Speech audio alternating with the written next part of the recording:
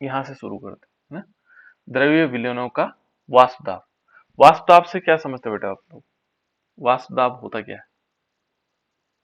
कोई बता सकता है? वाष्प दाब जो सिंपल भाषा में बता सकते हो, वाष्प दाब किसे कह सकते हैं? क्या चीज हुआ वाष्प दाब? कोई बच्चा बता सकता है? देखो बेटा, यदि हम इसको देखेंगे तो वाष्प का मतलब होता है जो वाष्प है या भाप है उसके द्वारा उत्पन्न किया गया दाब, वो वाष्प दाब कहलाएगा सिंपल भाषा में, है ना। जैसे आप लोगों ने क्या, मान लीजिए एक प्रेशर कुकर लेते हैं और प्रेशर कुकर में क्या होता है, प्रेशर कुकर में एक वाष्प बनते, भाप बनता है, और उसके दबाव के कारण जो प्रेशर कुकर की जो सीटी होती है वो ऊपर उठ जाती है।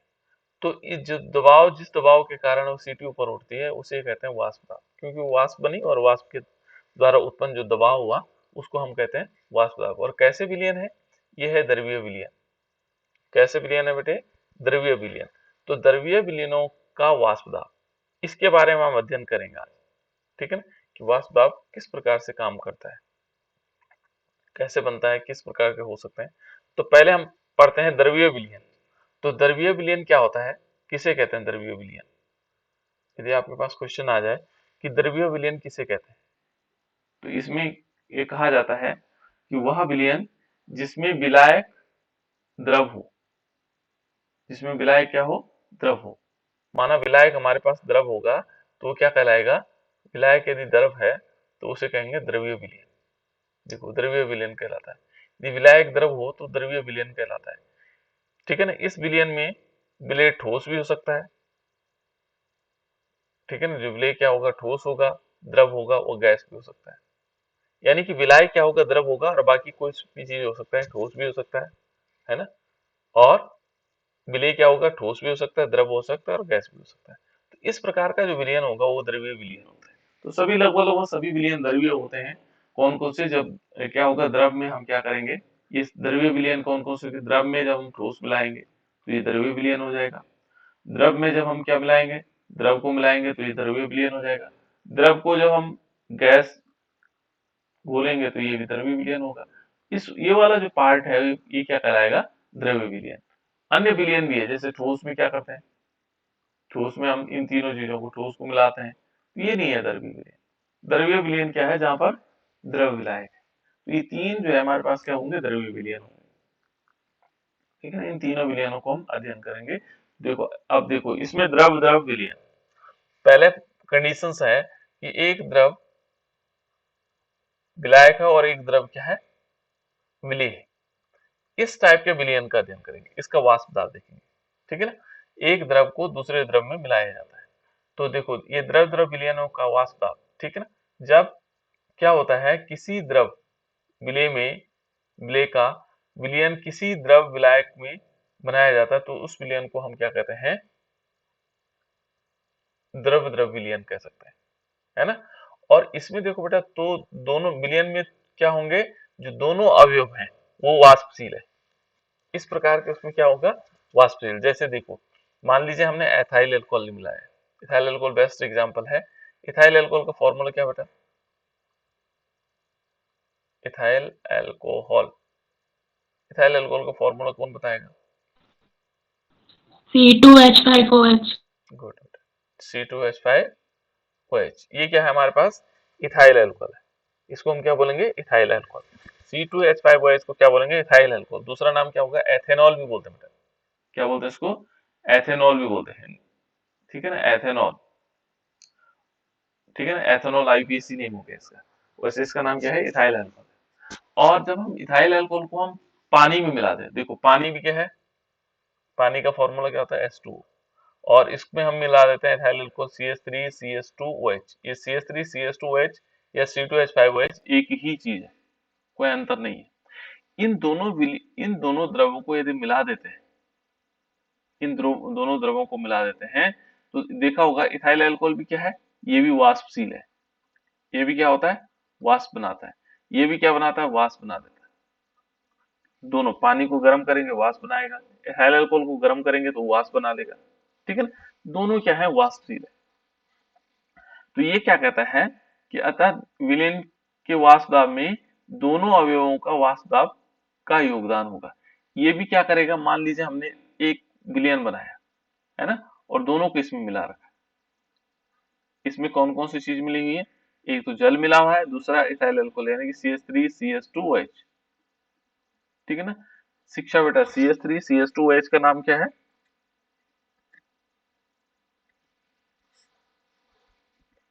शिक्षा एथ है, क्यों बोला एथ बोला? Ethyl alcohol. हाँ एथिल, ठीक है ना, या एथेनॉल भी कह सकते हैं बेटा इसको, है ना। तो ये देखो, ये एथिल अल्कोहल या एथेनॉल है, और दूसरा हमारे पास H2O है। इन दोनों को हमने इसमें मिला दिया, देखो मिला दिया, घोल दिया। अब घोलने में क्या हुआ कि इसको जब हम गर्म करेंगे तो ये वाष्प बनाएगा। कौन बनाएगा? पानी भी वाष्प बनाएगा। देखो पानी का वाष्प बनता है, इसके कारण एक दबाव इस लेयर पर उत्पन्न होगा, ये पानी का वाष्प भाग। और दूसरा इथाइल अल्कोहल भी, ये भी क्या करेगा, गर्म होगा तो ये भी वाष्प बनाएगा, और इसका दबाव भी होगा। तो ये कहता है कि विलयन के वाष्प दाब में दोनों अवयवों का वाष्प दाब का योगदान होता है। ये वाष्प दाब यदि होगा तो इसका भी होगा, पानी का भी होगा, और इसका भी होगा। ठीक है, दोनों उस पर दबाव डालेंगे, है ना, यानी कि वाष्प दाब दोनों उत्पन्न करते हैं। ठीक है, दोनों अवयव। तो माना, ये कह रहा है कि माना कि विलयन के में दो वाष्पशील द्रव A और B है। देखो A हमने यहाँ पर मान लीजिए पानी है, और B हमने इथाइल अल्कोहल ले ली, है ना। ये कहता है इन दोनों अवयवों के आंशिक वाष्प दाब, यदि हम इसमें देखेंगे तो इसका आंशिक वाष्प दाब क्या होगा? आंशिक वाष्प दाब क्या होगा, यदि वाष्प दाब को यदि हम देखते हैं तो आंशिक रूप से, है ना, जो आंशिक रूप से इसमें वाष्प दाब होगा वो किस प्रकार से होगा? जैसे इसमें देखो बेटा, यहाँ पर P इज इक्वल टू, यदि हम देखें, देखो ये, यदि मान लीजिए इसका वाष्प दाब क्या होगा, PA होगा। माना ए वाले का, ए का मतलब हमने चलो पानी मान लिया, है ना। और इस दूसरे का वाष्प दाब क्या होगा, आंशिक वाष्प दाब क्या होगा, PB। ये हम मान रहे हैं, है ना। तो कुल वाष्प दाब कितना होगा, टोटल जो वाष्प दाब लगने वाला है यहाँ पर, वो क्या कितना होगा? तो कुल वाष्प दाब कैसे लगा सकते हैं हम, किस प्रकार से लग सकता है इसमें? यदि हम टोटल वाष्प दाब को देखेंगे तो किस प्रकार से आएगा? तो टोटल वाष्प दाब क्या होगा, P। तो P बराबर क्या होगा, जो पानी का वाष्प दाब है PA, प्लस एल्कोहल का वाष्प दाब है PB, इन दोनों को जोड़ देंगे तो PA प्लस PB, यानी कि विलयन का वाष्प दाब होगा P is equal to PA plus PB। ये कुल वाष्प दाब हो जाएगा। क्या हो जाएगा? कुल वाष्प दाब। तो कुल वाष्प दाब क्या होगा, जो जल है उसके अणुओं के द्वारा उत्पन्न वाष्प दाब, और इथाइल अल्कोहल के अणुओं के द्वारा उत्पन्न वाष्प दाब। यहाँ तो हमने एग्जाम्पल ले लिया, लेकिन ये अवयवी A और B के एग्जाम्पल से हम इसको समझ रहे हैं। ठीक है ना। तो कुल वाष्प दाब क्या हो जाएगा, दोनों से उत्पन्न जितना वाष्प दाब होगा वो क्या कहलाएगा, PA प्लस PB। ये देखो, ये हमारे पास वाष्प दाब हो जाएगा। ठीक है ना। अब इस वाष्प दाब के लिए राउल्ट का नियम लगता है। हेनरी का नियम हमने पढ़ा था। हेनरी का नियम क्या था, कौन बताएगा? हेनरी का नियम क्या था? अब राउल्ट का नियम, हेनरी का नियम क्या था बेटा?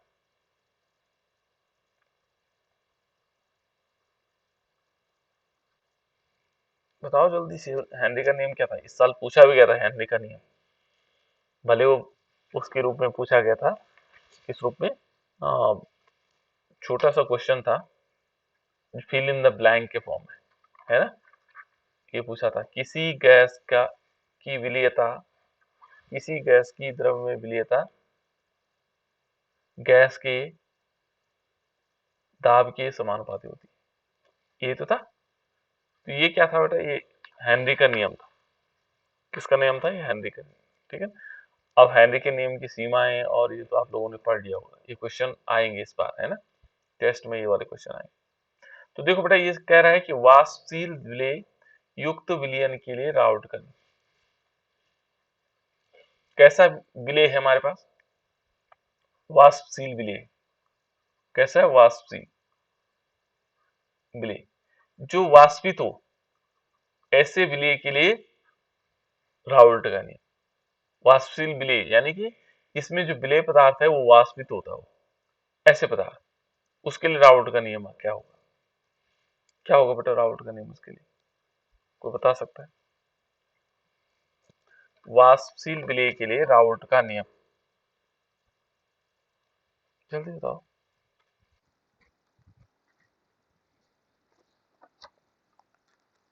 वाष्पशील विलेय देखो ये कहता है, देखो बेटा किस प्रकार से राउल्ट कहता है कि एक निश्चित ताप पर, ताप क्या है? निश्चित है। एक निश्चित ताप, ताप क्या है यहाँ पर? निश्चित है। ठीक है ना? विलयन के में उपस्थित किसी वाष्पशील अवयव का आंशिक वाष्प दाब उस अवयव के मोल अंश के समानुपाती होता है। यानी कि मान लीजिए हमारे पास Pa है, हमने कहा Pa हमारे पास क्या है? विलेय है ना? और इसका जो वाष्प दाब होगा उस अवयव के, यानी कि जो A पदार्थ होगा, A पदार्थ है, उसके मोल अंश या मोल प्रभाज या मोल अंश के समानुपाती होगा। इस प्रकार से मान लीजिए हमारे पास कोई A पदार्थ है और यदि हम उसका आंशिक वाष्प दाब देखें निश्चित ताप पर विलयन में उपस्थित किसी वाष्पशील अवयव का आंशिक जो वाष्प दाब होगा वो किसके समानुपाती होगा? उस किसके? उस अवयव मीन्स x जो A होगा, इस A अवयव के मोल अंश के समानुपाती होगा। इतना होना है इसमें। क्लियर बेटा? इस प्रकार से वो कहता है कि ये जो है क्या होगा? इसके समानुपाती होगा। ठीक है ना? तो ये है वाष्प दाब के लिए पहला नियम। ये क्या नियम था? राउल्ट का पहला नियम था। ये क्या कहता है? राउल्ट का नियम कहता है कि निश्चित ताप पर, देखो एक निश्चित ताप पर विलयन में उपस्थित किसी वाष्पशील अवयव का आंशिक जो वाष्प दाब होगा उस अवयव के मोल प्रभाज के समानुपाती होगा। यानी कि यहाँ पर जो Pa होगा, Pa is directly proportional to Xe और Pv इज इक्वल टू क्या होगा? कौन बताएगा? Pv डायरेक्टली प्रोपोर्शनल टू किसका होगा? बताओ बेटा, बताओ जल्दी से बताओ। XB। हाँ बिल्कुल, ये होगा बेटा किसके समानुपाती होगा? Xb के समानुपाती होगा। इसमें क्या होगा? x होगा और उस b के समानुपाती होगा, यानी कि Pb is directly proportional to Xb। ठीक है ना? तो यहाँ पर दूसरा नंबर किसका आ जाएगा? यहाँ पर जो हमारे पास आएगा x क्या है? यहाँ पर x कौन बताएगा क्या है? यहाँ पर x बराबर क्या है? x क्या है बेटा? यहाँ x को किससे दिखा रहे हैं हम? कोई बता सकता है x को किससे दिखा रहे हैं? तो काफी दिनों से दिखा भी रहे हैं बेटा, बताओ x को किससे दिखाया जा रहा है? अरे ये कैसे हो गया? x को किससे दिखाते हैं? मोल अंश। मोल अंश या मोल प्रभाज। गुड, ठीक है ना? ये मोल अंश या मोल प्रभाज एक ही बात है, मोल अंश बोलो चाहे मोल प्रभाज बोलो। तो यहाँ हम क्या दिखा रहे हैं? x को किससे दिखा रहे हैं? मोल अंश या मोल प्रभाज से दिखा रहे हैं। ठीक है ना? तो यहाँ पर क्या होगा हमारे पास? x ये आ जाएगा xb के समानुपाती। ठीक है ना? इस प्रकार से ये हमारे पास क्या बन जाएगा? xb के समानुपाती हो जाएगा। यदि हम इसमें देखें बेटा कि यदि हम इसका व्यंजक निकालना चाहेंगे तो किस प्रकार से? इसी से निकलेगा व्यंजक, है ना? ये हमारे पास दो चीजें आ गई राउल्ट के नियम के अनुसार। ठीक है ना? ये दो चीजें आ गई, एक तो x ये क्या आ जाएगा? इसके समानुपाती होगा और दूसरा इसके बराबर होगा। अब देखो बेटा ये हमारे पास दोनों चीजें आ गई। हमने क्या क्या चीजें पढ़ी? एक तो हमने पढ़ा, बहुत स्लोली बता रहा हूँ आप लोगों को, है ना, कि Pa यानी कि आंशिक वाष्प दाब is directly proportional to Xa, है ना, और Pv is directly proportional to Xb।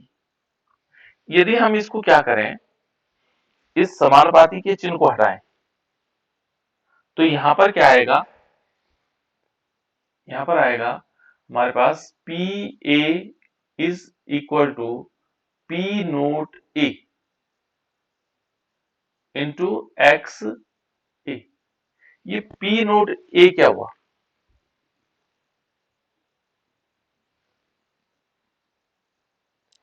P naught ए होगा बेटा इसमें शुद्ध अवस्था में।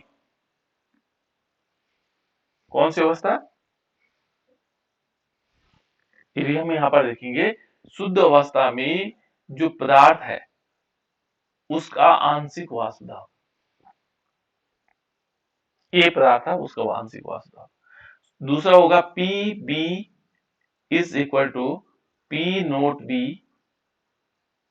इंटू एक्स बी, ये हो जाएगा बेटा।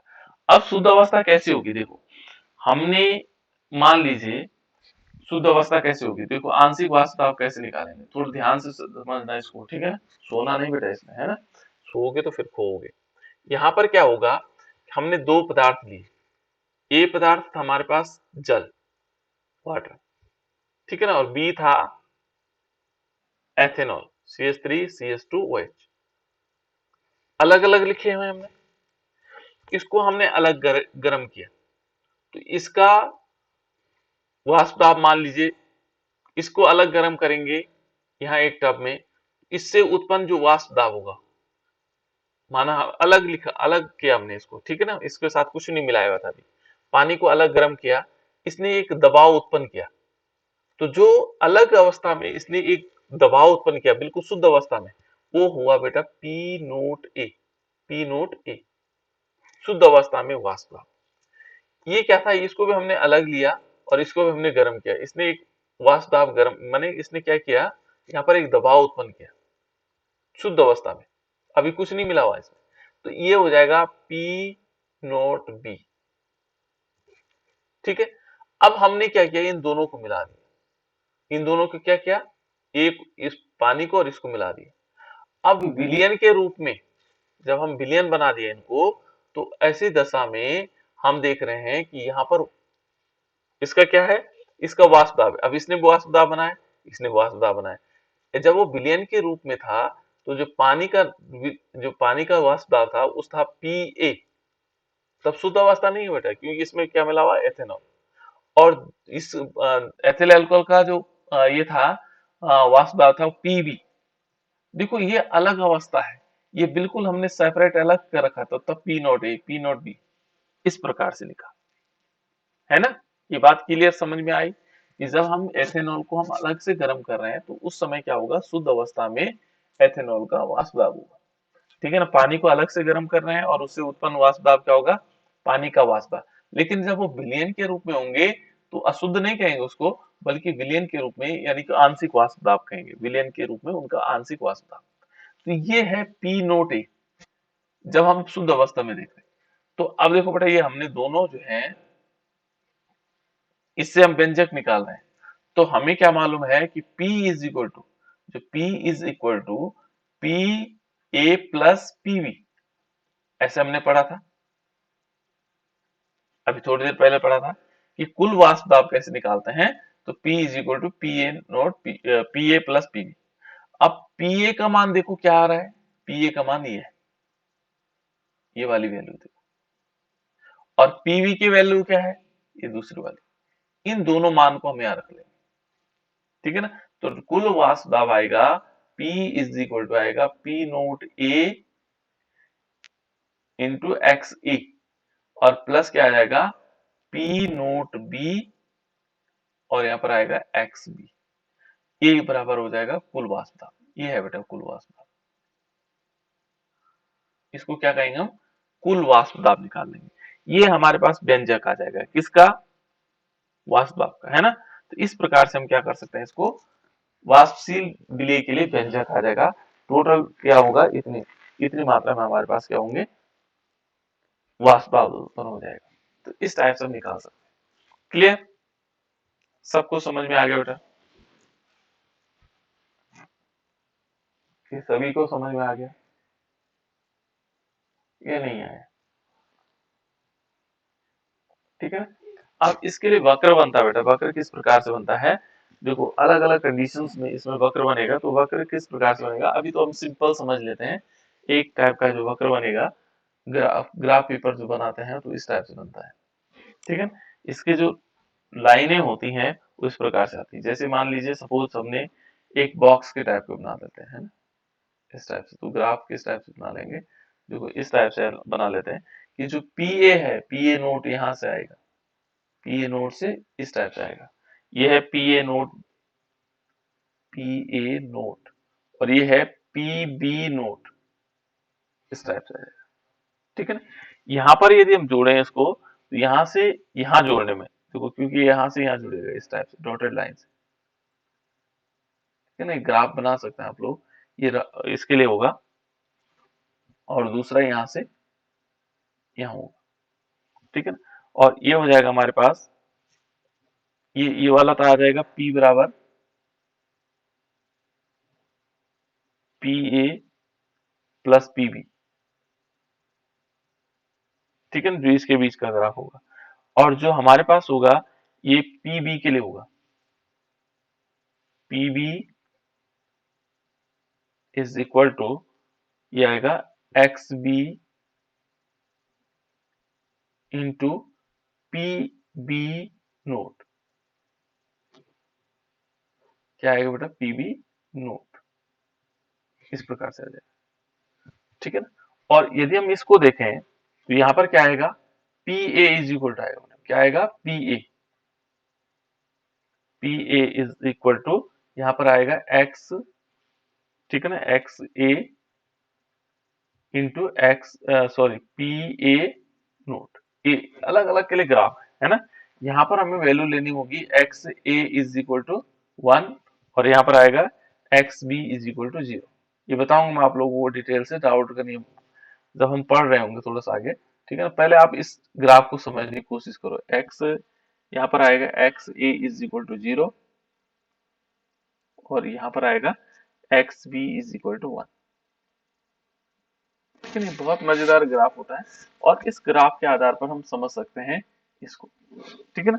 ये बना बेटा हमारे पास आदर्श विलयन के लिए ग्राफ, ठीक है ना, ये आदर्श विलयन के लिए ग्राफ भी बना सकते हैं। नेक्स्ट है देखो, दूसरा है अवाष्पशील विलय, अवाष्पशील विलय युक्त विलयन के लिए राउट का नियम। अब कैसा है बेटा विलय, कैसा है, पहले वाला कैसा था, पहले वाला कैसा था, वाष्पशील। हाँ, तो वाष्पशील से क्या हो रहा था भाई, जब पहले वाष्पशील था, इसमें क्या माना, वाष्पित हो रहा था ना, देखो जैसे हमने दोनों को मिलाया, यहाँ पर मिलाया, तो ये क्या है, दोनों वाष्पशील है। वाष्पशील में जैसे पानी वाष्प बना रहा था, और एथिल अल्कोहल भी वाष्प बना रहा था, CH3 CH2OH, ये दोनों वाष्प बना रहे थे, दोनों का दबाव यहाँ उत्पन्न हो रहा था। लेकिन ये क्या है देखो, ये है अवाष्पशील।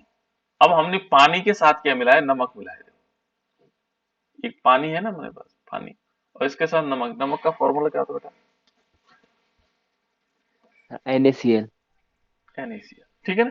क्योंकि केमिस्ट्री थोड़ी सी इतना फॉर्मूले तो आने चाहिए आप लोगों को, है ना।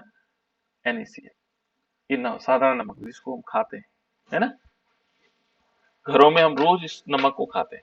नमक तो बहुत सारे होते हैं, रसायन विज्ञान की भाषा में नमक का मतलब बहुत सारे नमक होते हैं, ठीक है ना। यहाँ नमक को हम लवण बोलते हैं बेटा, क्या बोलते हैं, लवण। यहाँ पर नमक होता है, लवण होता है, घरों में भी हम लवण ही बोलते हैं, हमारे यहाँ लूण बोलते हैं, इसको नहीं बोलते हैं। तो लूण में नमक, देखो कितना साइंटिफिक लोग हम, ठीक है ना। यहाँ पर लवण देखो, जैसे NaCl है, ये भी लवण है, KCl है, ये भी लवण है, बहुत सारे हो सकते हैं, CaCl2 है, लवण है। तो हमारे यहाँ बहुत सारे लवण होते हैं, लेकिन जो साधारण नमक होता है, लवण होता है, वो NaCl होता है, जिसको हम खाते हैं, ईडे वेलो, है ना। हम इसको क्या कर सकते हैं, खा सकते हैं, खाते ही हैं, खा सकते नहीं, खाते ही हैं। तो देखो बेटा, अब हमारे पास क्या है, अवाष्पशील विलय, हमने क्या क्या पानी में नमक घोल दिया, यानी कि H2O, और उसके साथ क्या कर दिया, NaCl ले लिया, ठीक है। तो देखो H2O के साथ जब हम NaCl डालेंगे, तो H2O तो क्या हो जाता है, वाष्पित होता है, लेकिन ये अवाष्पशील है, ये वाष्पित नहीं होता है। और इसका एग्जाम्पल आप लोग एक काम कर सकते हो, कि माना आपने पानी में नमक मिला दिया, है ना, और आपके पास पानी नहीं है, तो क्या आप इनको अलग अलग कर सकते हो बेटा, पानी में नमक मिला दिया, जब पानी में नमक मिल जाए, एक बार घुल जाए, क्या उस पानी को हम अलग कर सकते हैं नमक से? कितने लोग कर सकते हैं इसको अलग?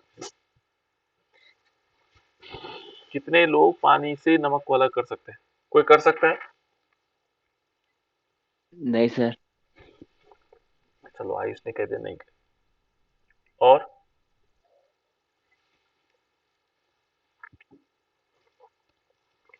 बताओ बेटा बताओ, नमक को अलग कर सकते हैं या नहीं कर सकते?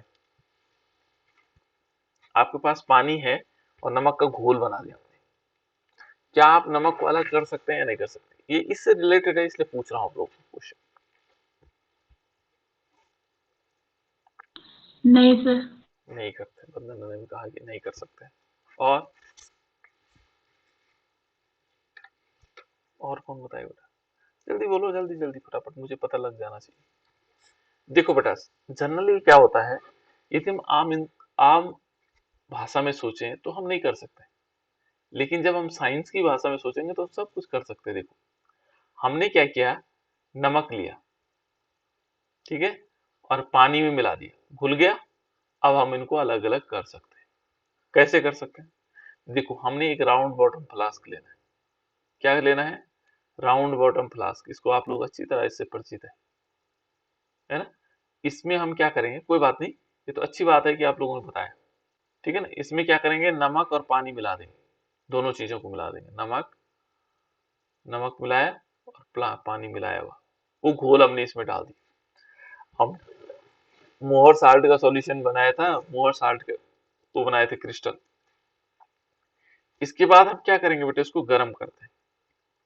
क्या करते हैं? गर्म करते हैं। और इस गर्म करने पर क्या होगा, यहाँ पर एक इस प्रकार से एक नली लगाते हैं। देखो ये समझना है, हम साइंस पढ़ रहे हैं ना, और वो भी केमिस्ट्री। देखो यहाँ पर, और यहाँ लगाएंगे बेटा कंडेंसर। कंडेंसर में ठंडा करने वाला, जो इसको इस नली को ठंडा करेगा। ये जो नली जा रही है, इस नली को ठंडा करेगा, क्योंकि हम गर्म।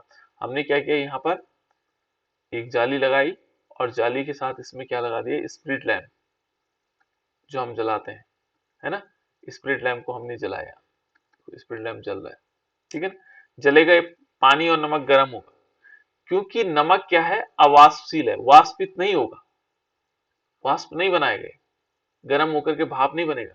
तो भाप नहीं बनेगा तो पानी तो भाप बनेगा, पानी भाप बनेगा तो ये ऊपर जाएगा। ऊपर जाने से क्या हुआ, पानी कहाँ निकल रहा है, देखो यहाँ पर हमने एक वो लगा दिया, रिसेप्टर। रिसेप्टर का मतलब ग्राही, जिसमें एक बर्तन लगा दिया है ना, बीकर लगा दिया। चलो, और ये जब पानी, ये भाप गर्म होकर आ रहा था, यहाँ पर लगा हुआ कंडेंसर, ये ठंडा करता है। और जब पानी की बूंदे भाप जब ठंडी होती है तो किसमें, द्रव में बदल जाती है, ये पानी की बूंदों के रूप में यहाँ आ जाए। इसमें नमक नहीं आएगा बेटा, इसमें क्या नहीं आएगा, नमक नहीं आएगा, क्योंकि नमक क्या है, अवाष्पशील ठोस है, वाष्पित नहीं होता है। और धीरे धीरे इसको गर्म करते रहो, और लास्ट में आप क्या देखोगे, सारा पानी यहाँ भाप बन करके यहाँ आ चुका है, नमक यहाँ रह गया, नीचे रह जाए। सेपरेट हुआ बेटा कि नहीं हुआ? अलग अलग हुआ कि नहीं हुआ? हुआ। आयुष हो गया बेटा अलग? जी सर। हाँ, तो हम ऐसे करके अलग कर सकते हैं, घर में भी कर सकते हैं, ठीक है ना। यदि आपने पानी में 1 गिलास पानी में नमक घोल रखा हो, तो आपको कुछ करना नहीं है, क्योंकि आपको पानी को, आपको तो नमक चाहिए, है ना। मान लीजिए नमक हमारे पास खत्म हो गया, और गलती से हमने पानी में 1 चम्मच नमक डाल दिया, तो अब आप उस नमक को अलग निकालना। आपने कहा तो गलत हो गया, पानी में मिल गया, अब हमें तो नमक चाहिए था, तो हम क्या कर सकते हैं, इसको ओपन बर्तन में गर्म करो, ठीक है ना। पानी को 1 गिलास पानी में जो 1 चम्मच नमक हमने डाला था, उस पानी को गर्म करो। गर्म करने से पानी तो भाप बनकर उड़ जाएगा, क्योंकि हम अलग तो इसलिए नहीं कर पाएंगे कि हमारे पास क्या चाहिए, उसके लिए एक नली चाहिए, फिर कंडेंसर चाहिए, फिर ठंडा करने के लिए अलग कई बर्तन चाहिए होते हैं, है ना। तो इसको हम अलग ऐसे कर सकते हैं कि हमने पानी बड़ा गिलास लाया और उसको गर्म किया। आज आप कर सकते हैं, 1 गिलास पानी में 1 चम्मच नमक डाल करके उस पानी के गिलास, ये देखना चाहते हैं कि क्या हमारे पास वो नमक वापस यहीं रहेगा या निकल जाएगा, उड़ जाएगा। तो आपने पानी में नमक डाल देना है और फिर उसको गर्म करना है। ये तो आप आसानी से कर सकते हो, है ना।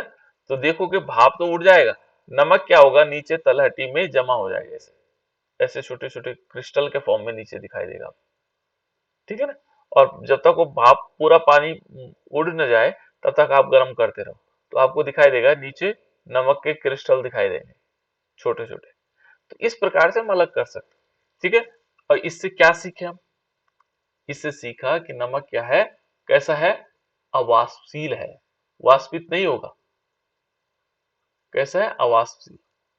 तो ये उसके लिए नियम का, ये नियम किसके लिए, रावर्ट ने अब दिया अवाष्पशील पदार्थ के लिए। वाष्पशील में तो बहुत बढ़िया था, दोनों वाष्पित हो रहे थे, दोनों क्या बना रहे थे वहां पर, दाब उत्पन्न कर रहे थे, इसलिए वाष्पशील युक्त पदार्थ का दबाव, दोनों का दबाव उत्पन्न हो रहे थे।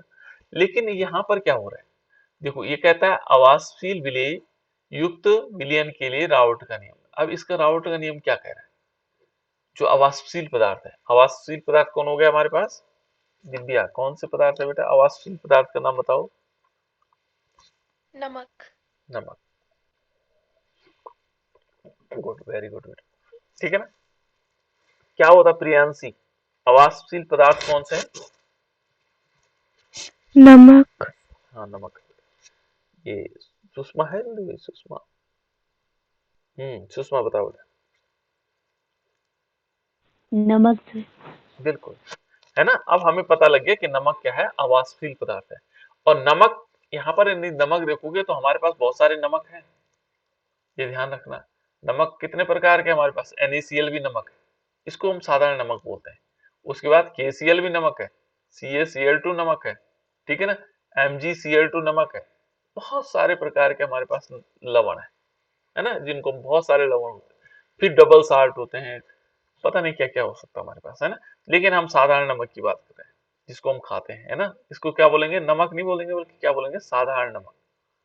तब ये साधारण नमक है, बाकी नमक तो खाए नहीं जाते हैं, KCl खाओगे तो आदमी की डेथ हो जाएगी, है ना।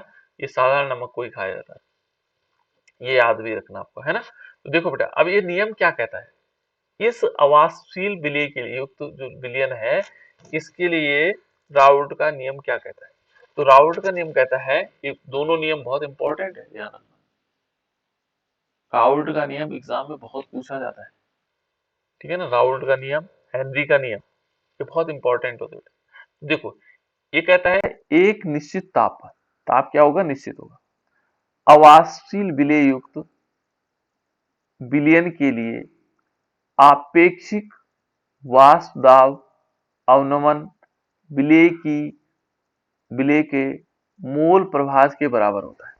देखो इसने वाष्प दाब में उन्नयन नहीं होगा, यहाँ अवनमन कह रहा है, कमी होगी। वाष्प दाब में क्या होगी, कमी होगी, वाष्प का दबाव कम बनेगा। ये जैसे हम क्या कहते हैं कि यहां पर हमने क्या किया, देखो ये हमने पानी लिया और नमक लिया, इसने वाष्प दाब उत्पन्न करना था, देखो वाष्प दाब उत्पन्न करेगा, लेकिन ये क्या करता है, जैसे हम नमक मिला देता है, इस वाष्प दाब में कमी कर देता है, कम कर देता है इसको। और वो कितना कम करता है, वो करता है इसके मोल प्रभाज के बराबर, विलय के मोल प्रभाज के बराबर। जितने विलय का मोल प्रभाज होगा उसके बराबर क्या करेगा, कमी करेगा, अवनमन करेगा। वाष्प दाब में क्या करेगा, कमी करेगा। समझ में आ रही बात, अवनमन करेगा। तो जब हम क्या कर रहे थे, पानी में, सिंपल पानी में देखा, पानी में हमने क्या किया, पानी का वाष्प दाब ज्यादा था, लेकिन जैसे हमने क्या किया, इसमें नमक मिलाया, NaCl मिलाया, तो इसका वाष्प दाब क्या हो गई, कम हो गया। और उस कितना कम हुआ, उसके जो विलेय पदार्थ है उसके मोल प्रभाज के बराबर। कितना कम हुआ बेटा, मोल प्रभाज के बराबर। ये बहुत इंपॉर्टेंट लाइन है, आप लोगों के लिए ध्यान रखना है कि कितना कम हो रहा है उसके मोल प्रभाज के बराबर, ठीक है ना। तो देखो इसमें हमारे पास कुछ चीजें और है, इसके लिए हम देखेंगे कि इसमें यदि मोल प्रभाज के समानुपाती होता है बेटा, इसमें है ना, ध्यान में रखना आपको कि मोल प्रभाज के समानुपाती होता है। तो इसमें मान लीजिए हमारे पास विलायक का वाष्प दाब क्या है, T है ना। और ये किसके समानुपाती, इसको हम ऐसे भी लिख सकते हैं कि एक माना यहाँ पर है कि निश्चित तौर पर वाष्प विलयन के लिए आपेक्षिक वाष्प दाब, मान लीजिए वाष्प दाब है तो वाष्प दाब में जो अवनमन होगा वो हमेशा किसके समानुपाती होगा, जितना ये इसके किसके अवनमन के है ना, अवनमन में कमी होगी। अवनमन कैसे दिखाएंगे हम, अवनमन कैसे दिखाते बेटा, यदि हम अवनमन को दिखाना होगा तो कैसे दिखाएंगे कि मान लीजिए शुद्ध अवस्था में कोई पदार्थ है, उसका वाष्प दाब, माना पानी का वाष्प दाब पहले कुछ और था, जब पानी पानी था तो इसका दाब क्या था, ज्यादा था, वाष्प दाब क्या था, ज्यादा था। मान लीजिए हमने कहा 280 mmHg था, मैं वैसे एग्जांपल के रूप में ले रहा हूँ, एग्जैक्ट नहीं है ना, कितना था। मान लीजिए हमने पानी को गर्म किया और उसने वाष्प दाब उत्पन्न किया 280 mmHg, कितना किया बेटा, माना पानी था हमारे पास और पानी का जो वाष्प दाब था शुद्ध अवस्था में वाष्प दाब पी नोट, क्योंकि शुद्ध अवस्था में केवल हमने पानी को गर्म किया है ना, और उससे हमने वाष्प दाब उत्पन्न देखा 280 mmHg। इसको याद मत करना है mmHg को, है ना, ये वाला 280 वाले याद मत करना, ये शुद्ध अवस्था में है ना, ये तो मैं एग्जाम्पल के रूप में ले रहा हूं। अब हमने क्या किया, इसमें नमक मिलाया, देखो पानी में क्या मिला दिया, नमक, और तब क्या हो जाएगा, उसका वाष्प दाब होगा विलयन का वाष्प दाब, अब विलयन का होगा पी, विलयन का वाष्प दाब क्या हो गया, ये हो गया 270 mmHg। क्या हुआ बेटा, इसमें वाष्प दाब क्या हो गया, पहले 280 था, अब 270 हो गया, क्या हुआ, कम है जी। कम कम हुआ। बिल्कुल, बहुत परफेक्टली, आप बहुत ध्यान से सुन रहे हैं ना, यानी कि ज्यादा वाष्प दाब में से अब क्या करते हैं हम लोग कि जिसका ज्यादा वाष्प दाब में से कम घटाते हैं, तो यहाँ पर वाष्प दाब में अवनमन कैसे होगा, पी, देखो P naught minus P upon P सापेक्षिक, इसके सापेक्ष में इसका वाष्प दाब में अवनमन, और ये किसके बराबर होता है, इज डायरेक्टली प्रोपोर्शनल टू, किसके प्रोपोर्शनल होता है, मोल प्रभाज, और किसके मोल प्रभाज के बराबर, विलेय के मोल प्रभाज के बराबर। ये है बेटा इसका नियम। क्या नियम कहा उसने, इसने कहा, देखो अगर हम शुरू से देखें इसको, ये कहता है कि अवाष्पशील जो विलेय युक्त पदार्थ हैं, है ना, विलयन है, उनका जो वाष्प आपेक्षिक वाष्प दाब में, अपेक्षिक है ना, कैसे आपेक्षिक, मैंने दो चीजों में सापेक्ष है ना, वाष्प दाब में अवनमन विलेय के मोल प्रभाज के बराबर होता है। हमने शुद्ध अवस्था में देखा मोल प्रभाज, ठीक है ना, माइनस क्या किया पी, और अपॉन क्या कर देंगे P note sorry P note शुद्ध अवस्था में, ठीक है ना, और ये डायरेक्टली प्रोपोर्शनल टू किसके होगा, ये होगा एक्स विलेय के बराबर, सॉरी प्रोपोर्शनल नहीं होगा बेटा, बराबर है, बराबर का चिन्ह है, क्योंकि बराबर है ना, समानुपाती नहीं है, ठीक है ना, तो ये इसके बराबर हो जाएगा, ठीक है ना, किसके, इसके बराबर हम इसको लिखेंगे, तो किस, हम इस टाइप से हम उसको लिख सकते हैं कि किसके बराबर हो जाएगा, इस टाइप से। ये हमने एक फॉर्मूला निकाली, वाष्पशील विलेय में जो वाष्पशील विलेय का वाष्प दाब हमने देखा वो जुड़ गया था, यहाँ क्या हो गया, इस विलेय के समानुपाती हो गया, और इसको हम ऐसे भी लिख सकते हैं बेटा, देखो इसके लिए यदि हम व्यंजक निकालेंगे अवाष्पशील पदार्थ के लिए, तो P note minus P upon P note, याद रखना आपको, बहुत इंपॉर्टेंट है, और इसको हम लिखेंगे x विलेय, तो इस विलेय को, ये x क्या है, मोल प्रभाज है, मोल प्रभाज में हम कैसे क्या लिखते हैं बेटा, मोल प्रभाज को क्या किस प्रकार से लिखा जा सकता है, कैसे लिखते हैं बेटा, मोल प्रभाज को कैसे लिखते हैं, विलेय के मोलों की संख्या, मान लीजिए ए हमने लिया, इसको ए ना लिख करके हम ऐसे कर देते हैं, क्या लिख रहे हैं इसको, विलेय इस टाइप से मोल प्रभाज के फॉर्म में ना लिख करके इसको ऐसे लिख देते हैं कि मान लीजिए विलेय के मोलों की संख्या हमने स्मॉल एन ले लिया, है ना, बटे में क्या आएगा, विलेय के मोलों की संख्या प्लस विलायक के मोलों की संख्या, इसको ऐसे भी लिखा जा सकता है, लिखा जा सकता है इसको ऐसे, ऐसे लिखा जा सकता है बेटा, तो ये हमारे पास फॉर्मूला आ जाएगा। लेकिन यहाँ पर एक कंडीशन और है, एक कंडीशन और है, और वो कंडीशन किस प्रकार की है बेटा, देखो यहां पर यदि देखें विलेय और विलायक दो चीजें हैं, विलेय प्लस विलायक, ये तो आप लोग अच्छी तरह जानते हैं। मान लीजिए आपने एक गिलास पानी में, एक गिलास क्या है, पानी है ना, इसमें यदि 1 चम्मच चीनी डाली तो थोड़ी बहुत तो मीठा होगा। लेकिन यदि मिला के 1 गिलास पानी में आपने 1 चम्मच की जगह चीनी के छोटे छोटे जो पीस होते हैं 2 पीस डाले, 2 कण डाले। 1 चम्मच में तो बहुत सारे कण होंगे, 50, 100, 200, 400 हो सकते हैं, लेकिन आपने उठा करके 2 कण डाले, तो विलेय तो आपने डाला ना इसमें, 2 कण डाले। तो ऐसी दशा में क्या होता है बेटा, यदि विलेय की मात्रा बहुत कम है, विलेय की मात्रा क्या है, बहुत कम है। बहुत कम समझते हैं आप लोग, बहुत कम। देखो जैसे माना सपोज मैं अक्सर एग्जांपल देता हूं, जैसे मान लीजिए आप जूस लेते हैं, है ना, 1 गिलास आपने लिया और जूस में पानी और दोनों चीजें मिलाते हैं। आपने इतना जूस लिया, देखो इतने अमाउंट में जूस लिया, ये दिखाई दे रहा होगा आपको, और बाकी आपने पानी से भर दिया। एक तो तरीका ये है, इसमें मीठा होगा। लेकिन आपने क्या किया, 1 गिलास लिया और उसमें आपने थोड़ी सी माने 2 बूंद जो है क्या डाला उसमें, 2 बूंद जूस डाला और बाकी पानी से भर दिया। तो आपको क्या लगेगा, ये जूस पिया आपने, पानी पिया, बताओ ये क्या लगेगा आपको, इसमें मिठास आएगी 2 बूंद जिसमें पड़े, बताओ बेटा, ये बताने की चीजें हैं, ये तो सिंपल कॉमन चीजें, घरेलू चीजें हमारी, बताओ जल्दी से बताओ। जिसमें केवल 2 बूंद पड़े हैं जूस के, वो तो मीठा होगा ही नहीं। तो उस पानी के आपको तो ऐसा लगेगा मैंने पानी पिया, जूस तो था ही नहीं। इसमें तो आपको लगेगा ना जूस थोड़ा मीठा था, है ना। इसमें क्या हुआ, बिल्कुल 2 बूंद है और 2 बूंद से आपको पता ही नहीं लगेगा, आपको सिंपल लगेगा पानी। तो यहां पर यदि देखोगे, इस पानी की तुलना में जूस नगण्य है, कुछ भी नहीं, ठीक है ना। सेम कंडीशन यहां पर है बेटा। यहां पर यदि विलेय की मात्रा यदि अति तनु है, यदि अति तनु विलयन के लिए क्या कहेंगे हम उसको, अति तनु विलयन के लिए, बहुत डाइल्यूटेड विलयन, ठीक है ना। अति तनु विलयन के लिए क्या होगा,